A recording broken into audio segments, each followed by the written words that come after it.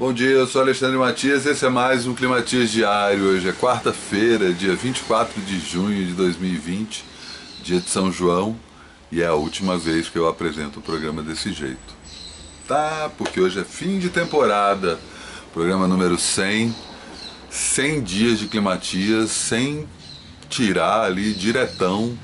Até eu fiquei impressionado com essa minha disposição. E vamos lá para mais outros 100, né? A partir de amanhã começa a segunda temporada do Climatias, com várias novidades, e a primeira delas, já dando spoiler, já dei alguns aqui durante essa semana, não vai ter bom dia. Eu já falei que o título do programa passa a ser o que eu vou indicar, então sempre vai ter uma dica por dia, e a dica é a primeira coisa que eu vou falar, menos DR sobre todo esse processo, né? O que é o Climatias, como você pode colaborar comigo,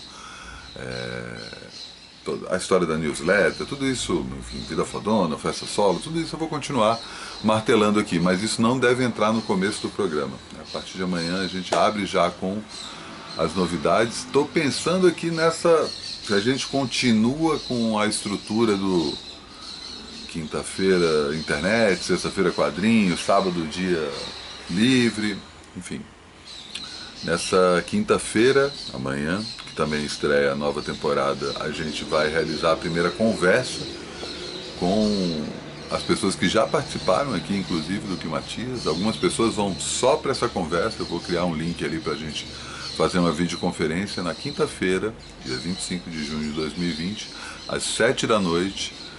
Já mandei o link para todo mundo, mandei o e-mail para todo mundo confirmando, é isso aí, quinta, 7 da noite, combinado. O papo vai ser mais ou menos uma horinha e pouco e tal. À medida que vocês forem me respondendo a confirmação, eu vou passando o que eu vou imaginar para a gente começar, né? Eu acho que tem uma coisa de todo mundo se apresentar, embora alguns já tenham se apresentado aqui. Mas enfim, né? Depois eu continuo isso por e-mail.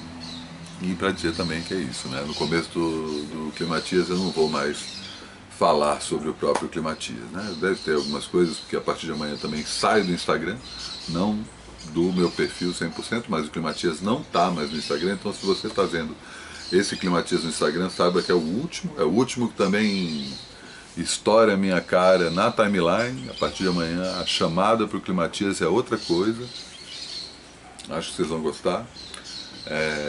Vou continuar postando no Instagram, mas remetendo sempre para o YouTube, só que o papo em si, né, eu falando aqui em frente à câmera e chamando meus convidados, isso só no YouTube. Então eu vou continuar com aquela ladainha do YouTube, do assine o meu canal, dê o like, compartilhe, comente, aquela coisa toda. Tá muito legal ver os comentários de todo mundo ali, e as pessoas aos poucos começando a comentar nos comentários dos outros, aos poucos as pessoas se reconhecendo, que eu mostrei a cara delas, enfim. De ação de comunidade, né, como eu falei desde o começo. Antes de falar da minha série de hoje, então vou chamar aqui casal de amigos. Deixa eu pegar aqui certinho para não ter perhaps. Ju e Sil, os dois dão notícias de longe daqui e trazem dicas preciosas. Sil Ramalhete e Juliana Gauch. Agora vai. Oi, Matias, tudo bom, querido? Que saudade. Saudade também. Queria agradecer primeiro o convite, é uma honra estar aqui fazendo esse vídeo para você. A gente tem acompanhado aqui Matias nessa quarentena, tem ajudado muito ver o seu programa, porque a gente vai vendo os amigos e vai se sentindo mais perto, né, de quem a gente não sabe quando vai poder ver de novo. Então, obrigado pelo convite. As minhas dicas de sobrevivência nessa quarentena, o primeiro é o livro O Caliban e a Bruxa.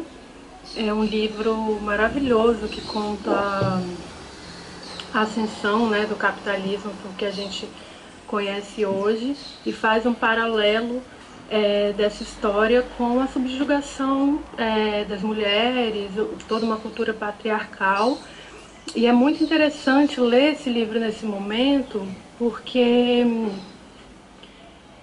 não à toa os dois piores países, né, na condução dessa pandemia também tem uma divulgação de uma cultura patriarcal muito forte. Então eu acho, e do sistema capitalista. Então eu acho muito importante ler esse livro para a gente entender da onde a gente veio e aonde a gente chegou agora, né? E por que estamos aqui. E aí o outro livro que eu quero indicar é o Jung e o Tarot, que faz um estudo profundo das cartas do tarot pela visão junguiana.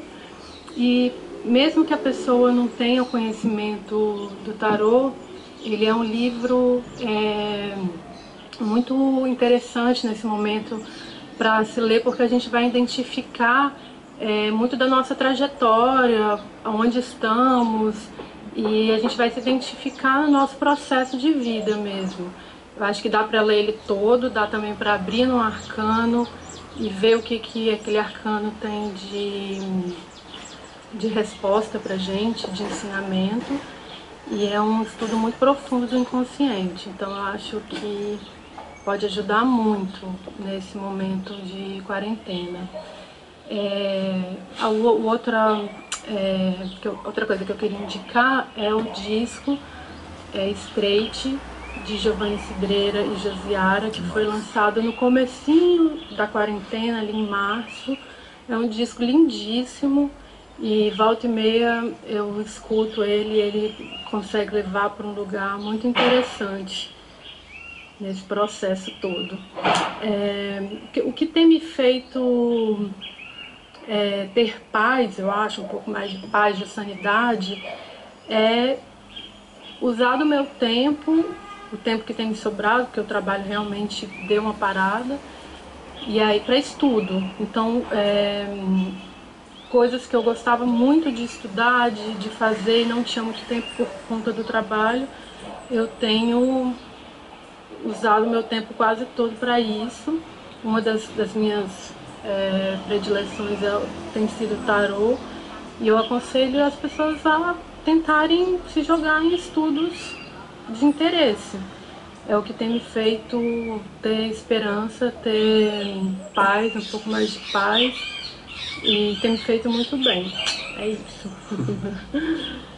Ei, Matias, saudações. Uma honra estar aqui no Trabalho Sujo. O que tem me ajudado também é isso, continuando estudos e fazendo meu trabalho da forma que dá para fazer dentro de casa, usando bastante a internet, no melhor estilo equilibrista na corda bamba, sem nunca olhar para baixo, sempre em frente, usando os extremos para se equilibrar. E durante esse período, coisas assim que eu posso indicar que mexeram comigo e me ajudaram também, né, a ficar um pouco melhor, foram coisas tipo uma série da Netflix chamada Midnight Gospel, que começa meio caótica, mas quando termina assim te coloca num lugar de reflexão muito interessante. Assim, gostei muito. Acabei de ganhar alguns livros de um amigo chamado Ormando, entre eles tinha um do Jack Kerouac chamado Tristeza, que me deu uma febre muito boa também, me mostrou esse lugar mágico da literatura que eu sempre estou atrás, buscando. O novo disco do Tata Aeroplano também, o Delírios Líricos, chegou num lugar de poesia que eu admiro muito, sou muito fã do Tata, e nesse disco acho que ele está especial. E estou vendo também muito as entrevistas do Pedro Cardoso. Esse homem está iluminado, acho que todo mundo tem que ouvir bem o que ele está falando. E é meio por aí. Valeu, obrigado pelo convite e um abraço para todo mundo. Beijo! Valeu, casal, demais. Olha como esse mundo é, né? Coincidência, sincronicidade. Ontem o Ormando foi o espectador que deu a dica. De novo, eu não armei isso.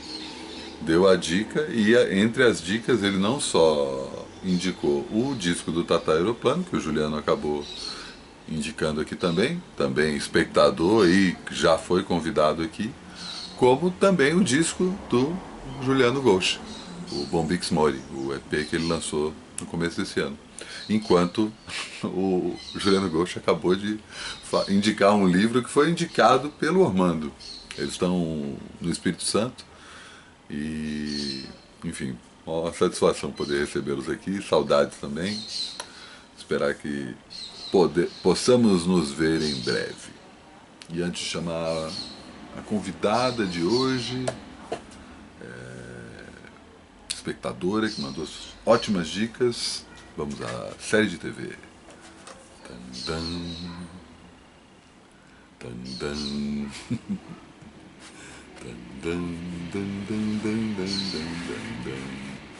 Clássico, clássico, clássico, também conhecido como a melhor série de todos os tempos. Eu nem sei se eu coloco ela nesse lugar, porque eu costumo cravar que a série é boa quando ela acaba. E talvez Twin Peaks não tenha acabado. E o que é que eu vou falar de Twin Peaks? O que é que eu não falei de Twin Peaks ainda, né? Twin Peaks é vou contar um pouco a história dessa série, para quem não conhece. Para quem só ouve falar, que papo de Twin Peaks? Que Twin Peaks é essa? Não sei o quê. Twin Peaks conta a história de uma garota, Laura Palmer, que é encontrada morta na cidade de Twin Peaks. E a partir disso, um agente do FBI chega na cidade para fazer uma investigação sobre a morte dela, que está cercada de uma série de questões estranhas. E aos poucos, esse agente do FBI, o agente Cooper, vai conhecendo essa cidade que, como toda pequena cidade acho que tem menos de 5 mil habitantes, 50 mil habitantes, não lembro, é um número minúsculo de pessoas, acho que é menos de 5 mil. Enfim. E ele começa a ver que tem relações estranhas entre as pessoas da cidade, entre os familiares, entre a história da própria Laura Palmer, que por um lado é uma garota perfeita, modelo, né? Não modelo no sentido profissional, mas modelo no sentido de exemplar, né? Todo mundo acha ela maravilhosa e pessoa iluminada, mas por outro lado ela também frequenta o submundo da cidade, pessoas que não são bem vistas, toda uma discussão sobre fim da inocência, enfim, e a partir disso coisas estranhas começam a acontecer. A série foi criada originalmente quando o Mark Frost, que é o coautor da série, junto com David Lynch, o próprio Mark Frost ele já tinha entrado aí na história da televisão, porque ele cria uma série chamada Hill Street Blues, que é justamente a série que perde um formato que era tradicional no seriado norte-americano, que várias coisas aconteciam durante o episódio, mas o importante era que ele voltasse para ficar exatamente como estava no começo. Então era um episódio que, independente de ser série policial, série de humor, série de ação, um formato que ainda existe cada vez menos, mas que você sempre volta para o porto seguro do começo, em que os personagens não mudaram, né? Que só passaram, pensaram sempre naquela situação do Scooby-Doo. Você não sabe quem está namorando quem, você não sabe se alguém morreu, não sei o que. Tá lá, Fred, Velma, Daphne, Salsicha, Scooby, sempre descobrem um crime, solucionam um caso e vão para a próxima, e você pode ver os episódios fora da ordem, não tem problema. O Mark Frost tinha criado essa série chamada Hill Street Blues, que para começar não tinha nenhum personagem principal. Era uma série sobre uma delegacia de polícia e acompanhava o dia a dia daquela delegacia, e você não se prendia não só a nenhum personagem, como haviam personagens que apareciam e desapareciam sem a menor cerimônia ou frequência, né? Tinham personagens que simplesmente passavam 2 ou 3 episódios porque estavam envolvidos em outros casos, e aí aos poucos você vai percebendo que há uma evolução, né? E aí já parte mais pelo formato que a gente conhece aqui no Brasil, que é a novela mesmo, né? A história que vai evoluindo, e que se você perder um episódio, você perde o fio da meada. O Mark Frost já estava querendo dar um salto maior depois do Hill Street Blues, e chama o David Lynch, que era um cineasta em ascensão, né? Que tinha acabado de dirigir o Duna, e chama ele para, vamos fazer uma série junto. E os dois começam a pensar em fazer uma série sobre a história da Marilyn Monroe. não só a biografia, mas a história da morte da Marilyn Monroe, e como a morte dela podia estar relacionada ao fato de que ela teve um caso com o John e com o Bob Kennedy, e o fato dela saber algumas coisas podia ter matado ela morreu em circunstâncias estranhas.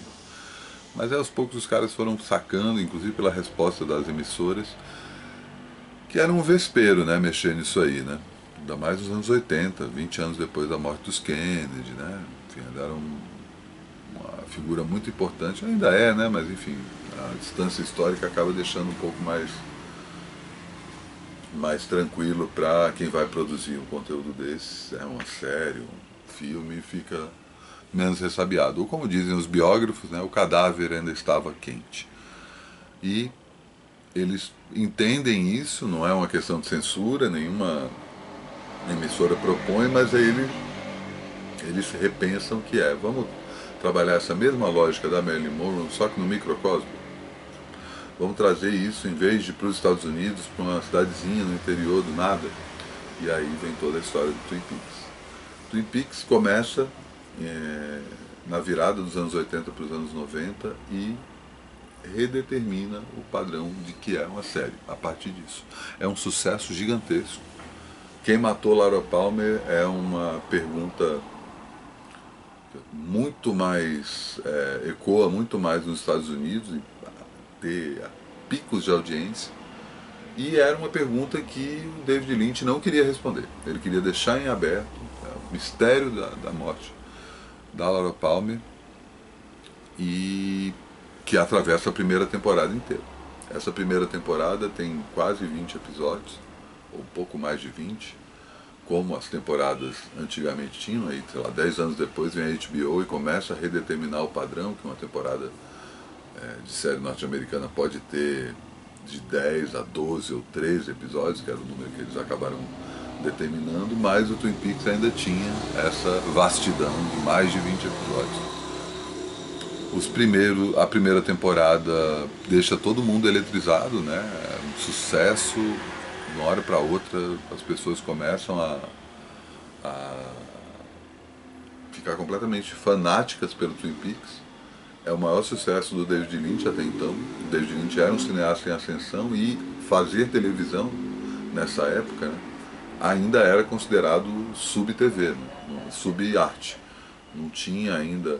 Os principais artistas, os atores principalmente, que saíram da TV norte-americana para o cinema, começam a aparecer justamente nessa época, né? Você pensar Will Smith, George Clooney, quem mais? Tem alguns outros que conseguiram cruzar essa barreira a partir dos anos 90, né? Que tinham sucesso o próprio Bruce Willis, tinha um sucesso na TV e consegue emplacar um sucesso no cinema. Isso não era comum. TV e cinema eram dois universos completamente diferentes, e o cinema fazia pouco da TV. Então, o próprio David Lynch ir para fazer uma série de TV era considerado, o cara está descendo um escalão aí. E ele mostrou que, na verdade, era o contrário, né? Que ele estava subindo o sarrafo da TV, mostrando que, tem um outro parâmetro aqui que a gente pode subir muito para além disso. Só que aí, como tudo que faz sucesso, né, os executivos da emissora resolveram forçar a barra para contar quem teria matado a Laura Palmer. E isso tem uma treta pesada com David Lynch. Eles começam a segunda temporada com isso, e logo no começo da segunda temporada tem a revelação. E o David Lynch cai fora, fala, foda-se, tá, problema de vocês. Aí a segunda temporada continua com 20 e tantos episódios também, só que aí na mão do Mark Frost, que tem uma leitura meio estranha do que é a esquisitice que o David Lynch coloca. Então algumas coisas funcionam, outras são meio piadas sem graça. Então a segunda metade da segunda temporada, ela não faz jus à história, não é ruim, mas tipo, não funciona. E aí, pra voltar, quando vai encerrar a série, então eles falam, vamos cancelar Twin Peaks e vamos encerrar aqui. E aí o David Lynch volta e dirige o último episódio. O último episódio termina com a Laura Palmer nesse mundo inconsciente que ela habita, né? Para quem conhece a série,